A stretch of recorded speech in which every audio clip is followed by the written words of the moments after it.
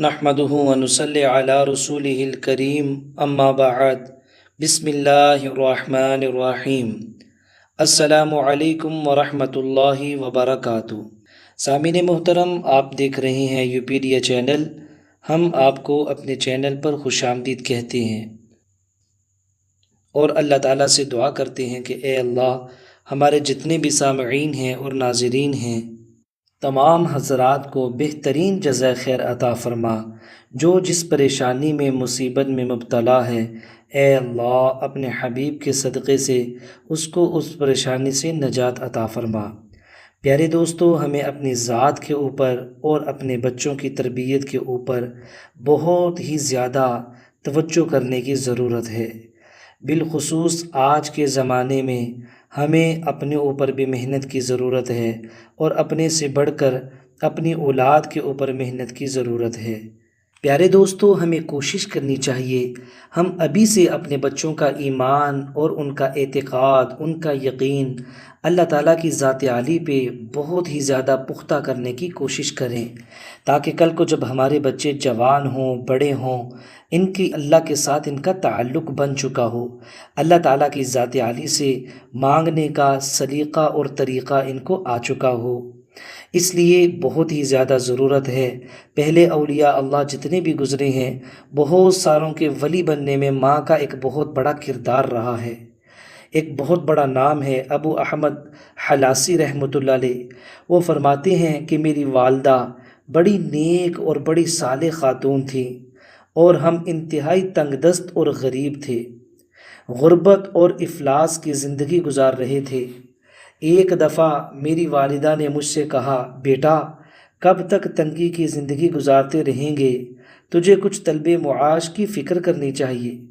فرماتے ہیں کہ میں نے سحری کے وقت اٹھ کر یہ دعا کی، اللہم ان کان لی فی الآخرۃ شیء فعجل منہ لی فی الدنیا، فرأیت نورا فی زاویۃ البیت فقمت الیہ فرأیت رجل سریر من ذہب مرصع بالجواہر فقلت لها خذی ھذا۔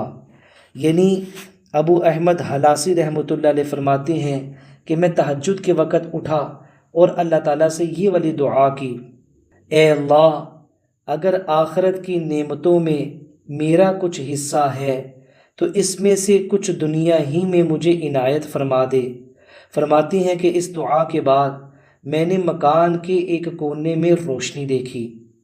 میں جب اس کی طرف لپکا تو کیا دیکھتا ہوں کہ وہ ایک تخت کا پایا ہے جو سونے کا ہے اور اس میں جواہر جڑے ہوئے ہیں۔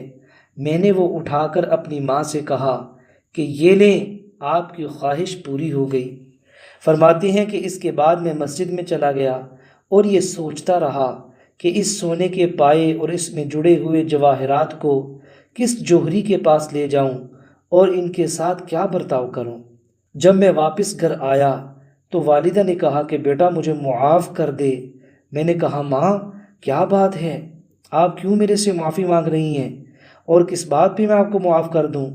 والدہ نے فرمایا کہ تیرے جانے کے بعد میری آنکھ لگ گئی، میں نے خواب میں دیکھا کہ میں جنت میں ہوں۔ وہاں میں نے ایک محل دیکھا جس کے دروازے پر یہ لکھا ہوا تھا، لا الہ الا اللہ محمد الرسول اللہ ھذا لأبی احمد الحلاسی۔ یعنی کلمہ طیبہ کے ساتھ یہ لکھا ہوا تھا کہ یہ محل ابو احمد حلاسی کا ہے۔ میں نے فرشتوں سے پوچھا، کیا یہ میرے بیٹے کا محل ہے؟ فرشتوں نے کہا ہاں۔ میں اس محل کے اندر داخل ہوئی۔ اندر ایک کمرے میں کئی تخت رکھے ہوئے تھے، ان میں سے ایک تخت کا ایک پایا نہیں تھا۔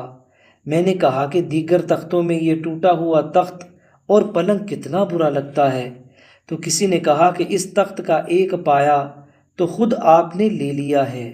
میں نے انہیں کہا کہ تم وہ پایا دوبارہ اس پلنگ کے ساتھ جوڑ دو۔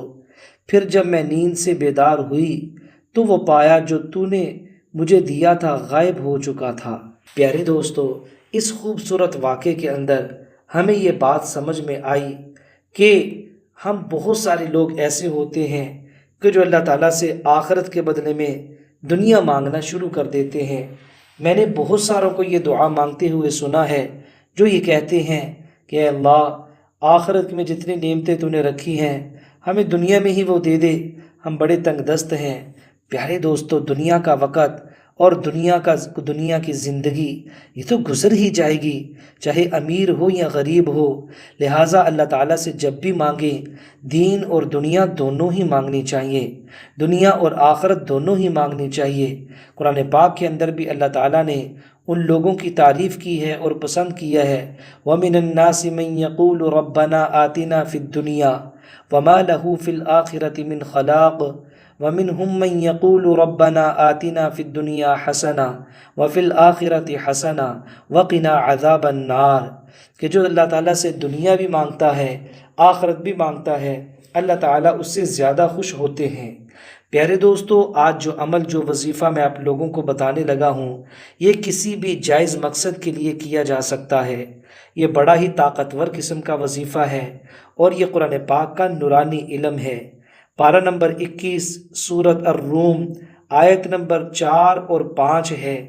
ان آیات کو آپ نے 113 مرتبہ پڑھنا ہے، 113 مرتبہ روزانہ پڑھنا ہے، پورے دن میں کسی ٹائم پہ بھی آپ پڑھ سکتے ہیں، اور آپ نے اپنے اس عمل کو 21 دن تک جاری رکھنا ہے۔ آیات کیا ہے میں آپ کو پڑھ کے سنا دیتا ہوں۔ بسم اللہ الرحمن الرحیم، یفرح المؤمنون بنصر اللہ ینصر من یشاء وہو العزیز الرحیم۔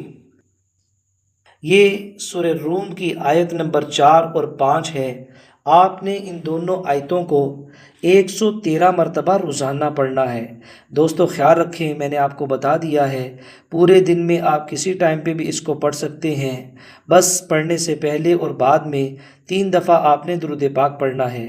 پورے یقین اور اعتماد کے ساتھ یہ عمل کرنا ہے، اور پھر اللہ تعالیٰ کی ذات عالی سے آپ نے مانگنا ہے۔ انشاءاللہ آپ اللہ سے کروڑوں روپیہ بھی مانگیں گے، اللہ تعالیٰ آپ کے گھر کی الماریوں کو بھر دیں گے، اور وہاں سے رزق عطا فرمائیں گے، مال عطا فرمائیں گے، جہاں سے آپ نے کبھی سوچا بھی نہ ہوگا، آپ کا وہم و گمان بھی نہ گیا ہوگا۔ اس انداز سے اللہ تعالیٰ آپ کو مالا مال فرمائیں گے۔ پیارے دوستو، ہمارا یہ چینل وظائف کی دنیا کا الحمدللہ ایک جانا پہچانا چینل ہے۔ لاکھوں لوگ اس سے مستفید ہو رہے ہیں اور ہو چکے ہیں۔ آپ سے درخواست ہے کہ آپ ابھی اس کی پلے لسٹ پر جائیں، سینکڑوں قسم کے وظائف اور عملیات مجرب بزرگوں کے آپ کو مل جائیں گے۔ آپ جو عمل کریں، جو وظیفہ سنیں، انشاءاللہ آپ کو 100% نتائج حاصل ہوں گے۔ آپ دوستوں کے ساتھ بھی اس کو شیئر کریں اور اس کو سبسکرائب کریں۔ السلام علیکم ورحمۃ اللہ وبرکاتہ۔